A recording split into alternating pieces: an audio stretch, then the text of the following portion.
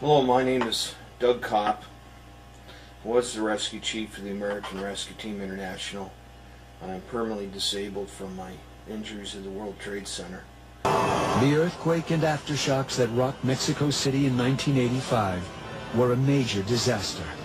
Hundreds of buildings were totally destroyed. Thousands of people killed. And hundreds more trapped. Doug Copp saw these scenes of devastation on television. Small hammer, you can break that away. He rushed to Mexico City to volunteer in the rescue efforts. He's been working disasters around the world ever since. One Doug Copp went to Mexico and a completely different person left. I dropped everything I planned to do with my life and completely changed course. I'm permanently disabled from my injuries at the World Trade Center. The descriptive list of poisons that I ingested into my body that they've found so far is 35 pages long.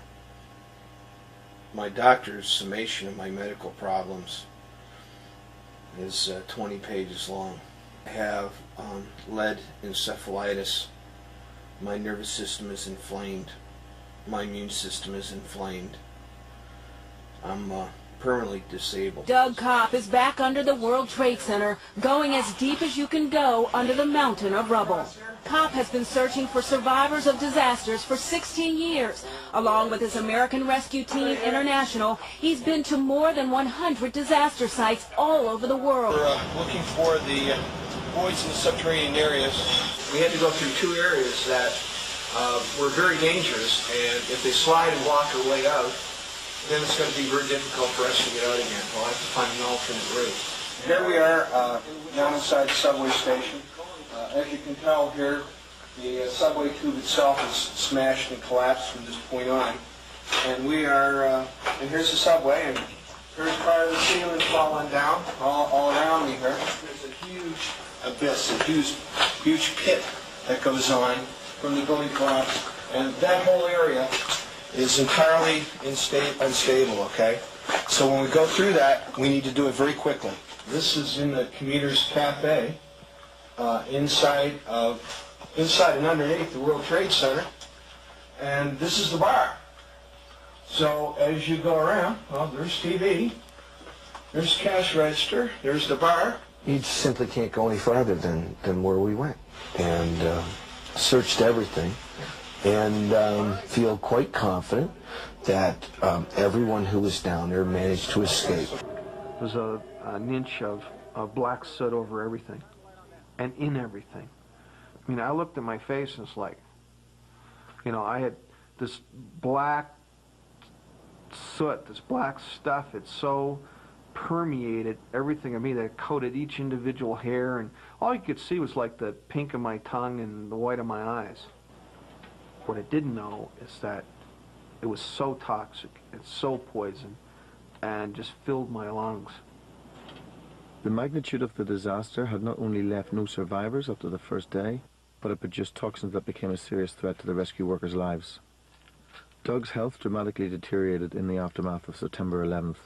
To stay alive, he was prescribed 200 medicines a day.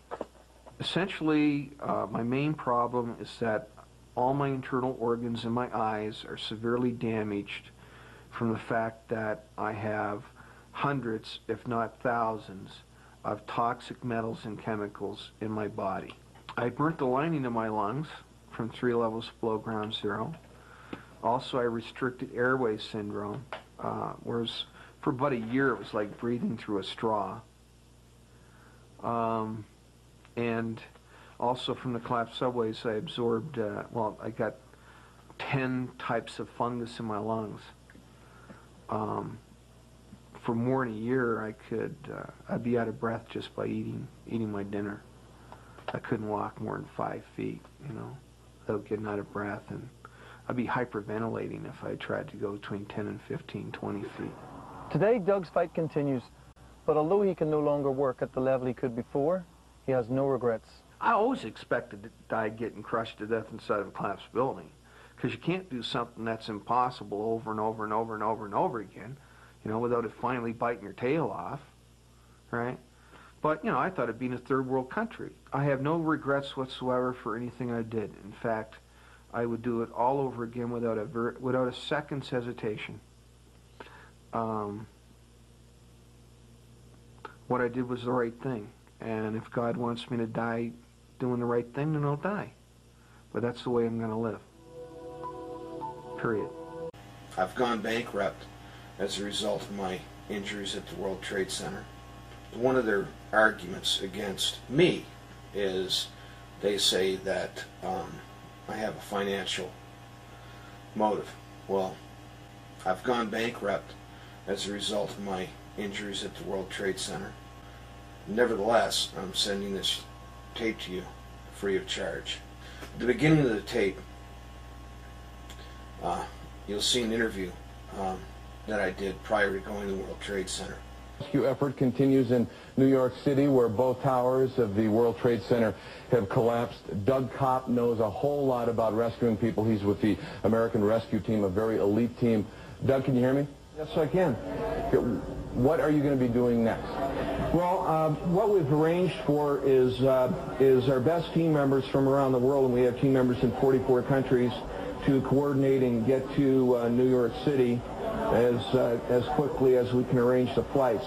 I've worked at more than 100 major disasters. The first 4 months of this year I was only home for 2 weeks. Last year I was gone for 9 months. The year before I was gone for 11 months and 1 week out of 12 months to disasters.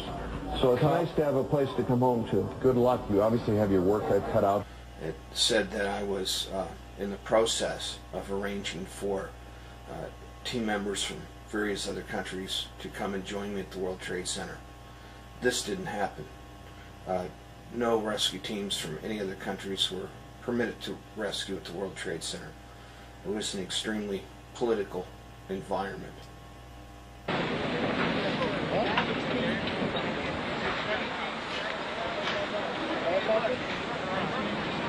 There's something here, right? You know, it doesn't look like a human body, but we're back down to what it was. Okay. Let's keep it away.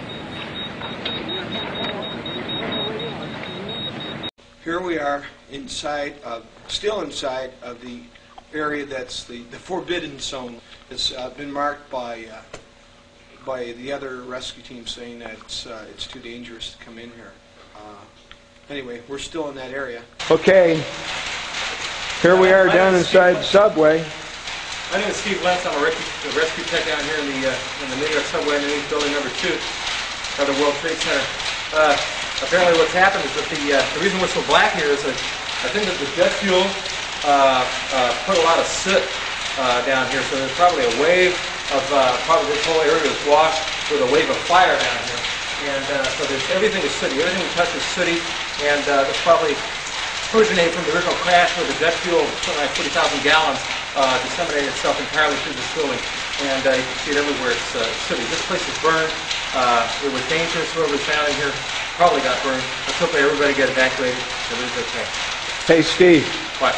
Okay. I gotta tell you, man, you look pretty funny.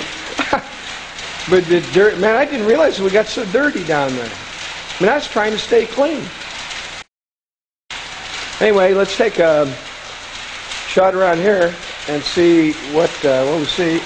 New job smell. And I guess we already passed the place down there where, well, there's the escalator going back down, but we already passed the place where they've got the unstable sign. I mean, that's such an easy place, you know. Do not enter.